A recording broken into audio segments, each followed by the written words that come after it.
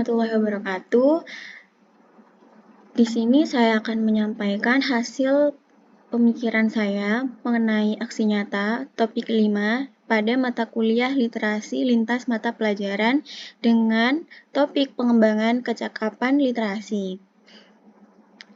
Sebelum itu, izinkan saya memperkenalkan diri. Nama saya Afifatul Hoiroh dengan NIM 25021110 5010, berasal dari Universitas Jember pada PPG Prajabatan Gelombang 1 2023. Nah, sebelum melaju ke berbagai pertanyaan reflektif, di sini saya akan mengungkapkan pengertian dari literasi. Literasi adalah kemampuan seseorang dalam mengolah dan memahami informasi saat melakukan proses membaca dan menulis. Kini, ungkapan literasi memiliki banyak variasi seperti literasi media, literasi komputer, literasi sains, literasi sekolah, dan lain sebagainya. Hakikat berliterasi secara kritis dalam masyarakat demokratis diringkas dalam 5 verba, yaitu memahami, melibati, menggunakan, menganalisis, dan mentransformasi teks. Kesemuanya merujuk pada kompetensi atau kemampuan yang lebih dari sekedar kemampuan membaca dan menulis. Nah, pada pertanyaan pertama, pemahaman baru apa yang Anda telah dapatkan setelah mempelajari konsep refleksivitas? Nah, pemahaman baru saya setelah mempelajari topik 5 ini, yaitu naratif literasi, saya menjadi lebih paham mengenai naratif literasi sebagai bentuk pengembangan diri untuk menjadi guru profesional, karena menjadi guru juga harus dapat mengembangkan kemampuan literasi peserta didik menjadi lebih baik. Naratif literasi merupakan suatu tulisan reflektif di mana seorang penulis menceritakan kisahnya terkait dengan proses dan perjalanan dirinya dalam mengembangkan berbagai bentuk literasi, termasuk membaca, menulis, memirsa, menginterpretasi, dan lain sebagainya. Naratif literasi ini akan membantu saya dalam menulis refleksi tentang pemahaman saya dan mengubah cara pandang saya terhadap literasi. Narasi literasi juga membantu saya sebagai calon guru untuk mencari tahu mengapa seseorang harus menjadi literat yang baik. Dengan menggunakan narasi literasi, saya juga menemukan beberapa masalah terkait cara pandang dan pentingnya kemampuan membaca dan menulis sedari dini.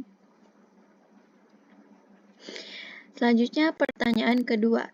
Setelah membuat naratif literasi, apakah Anda benar-benar yakin bahwa literasi sangat berpengaruh dan bermanfaat dalam kehidupan Anda? Nah, menurut saya, ya, setelah membuat suatu naratif literasi, saya menjadi sangat yakin bahwa kemampuan literasi itu sangat penting dimiliki seorang individu sejak dini dan dapat berpengaruh dalam kehidupan sehari-hari, khususnya dalam kegiatan belajar mengajar. Pengembangan literasi dimulai dari peran orang tua sebagai sekolah pertama bagi anak. Apabila orang tua hanya mengandalkan guru di sekolah saja, maka anak tersebut tidak akan dapat belajar dengan maksimal. Karena pengembangan literasi juga dilakukan dalam kehidupan sehari-hari dan harus konsisten atau terus-menerus. Selanjutnya, setelah mendalami apa itu literasi, saya menjadi lebih paham mengenai penting dan manfaat literasi dalam kehidupan sehari-hari.